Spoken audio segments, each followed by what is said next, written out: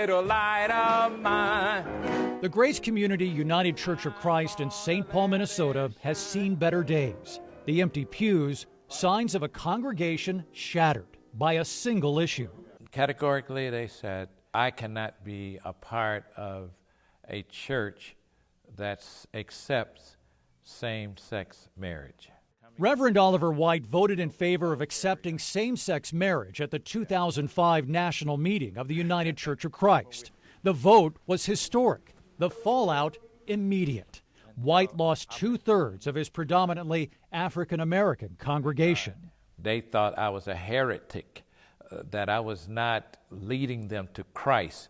7 years later, White's congregation still has not come back. I was invited to watch what could be the last service before the church closes its doors for good. What I saw was a far cry from the days when the seats were full. When services started just a few minutes ago, there were only about 20 people in the pews. A few people have come in since then, but more than half of the people attending today are visitors.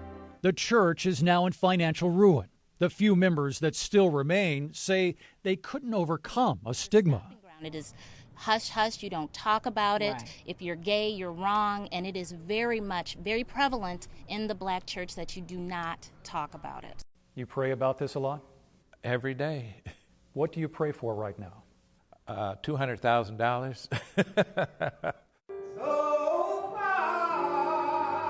$200,000. That's what White says will keep his church afloat. But he has just a few days left to raise it.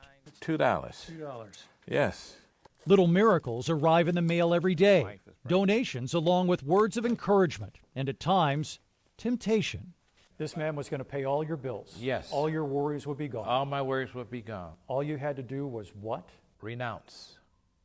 Renounce what I have been saying and come back to God as he said. Did you think about it? Well, maybe for 1/10 of a second.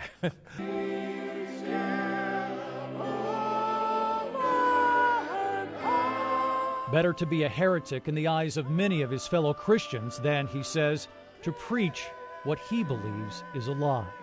David Mattingly, CNN, Minneapolis, Minnesota.